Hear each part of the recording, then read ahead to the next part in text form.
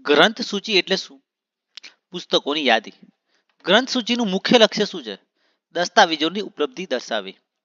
ગ્રંથ સૂચિઓના કેટલા પ્રકાર છે? 3. વ્યક્તિગત, વિષય અને વિશિષ્ટ.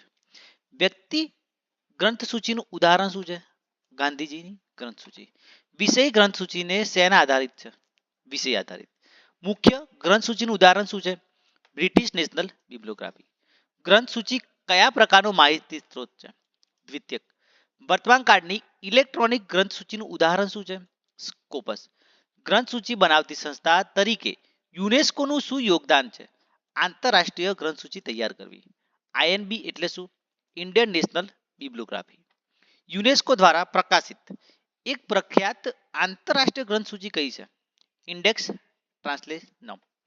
વિષય ગ્રંથ સૂચિમાંથી વાચકને શું મળે છે? વિષય વિશેષ પુસ્તકોની યાદી. ગ્રંથ સૂચિમાં આપેલી માહિતીમાં શું સમાવિષ્ટ હોય છે?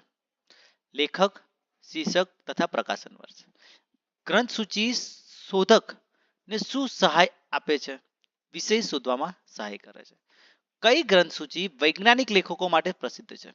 સ્કોપસ. એન્યુઅલ બિબ્લિયોગ્રાફી એ કયા પ્રકારની ગ્રંથ સૂચિ છે? વાર્ષિક. લઘુ ગ્રંથ સૂચિ નું લક્ષણ શું છે? પસંદગીઓ દસ્તાવેજોની યાદી આપવી. લાઇબ્રેરી કેટલોગ અને ગ્રંથ સૂચિ વચ્ચે ફરક શું છે?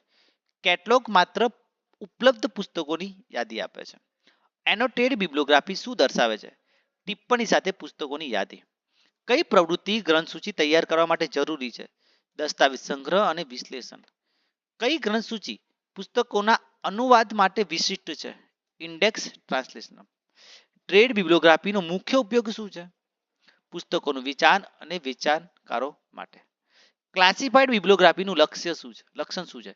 વિષય પ્રમાણે વર્ગીકૃત હોય છે. ચિલ્ડ્રન્સ બુક લિસ્ટ એક ઉદાહરણ છે કઈ પ્રકારની ગ્રંથ સૂચિનો? સિલેક્ટેડ બિબ્લિયોગ્રાફી. નેશનલ બિબ્લિયોગ્રાફીમાં શેનો સમાવેશ થાય છે? એક રાષ્ટ્રમાં પ્રકાશિત પુસ્તકોની સૂચિ. ગ્રંથાલય સૂચિ સાથે ઇન્ડેક્સનો શું ફરક છે? ઇન્ડેક્સ પૃષ્ઠક્રમ માટે છે જ્યારે ગ્રંથ સૂચિ પુસ્તક યાદી માટે. ગ્રંથ સૂચિનો ઉપયોગ કોણ વધારે કરે છે? સંશોધકો અને વિદ્યાર્થીઓ. બ્રિટિશ નેશનલ બિબ્લિયોગ્રાફી ક્યારે શરૂ કરવામાં આવી હતી? 1950માં. ગ્રંથ સૂચિ નિર્માણમાં મુખ્ય પડકાર કયો છે? સ્પષ્ટ માહિતીનો સંગ્રહ કરવો. ગ્રંથ સૂચિ એ કઈ માહિતી સેવા હેઠળ આવે છે? Reference service.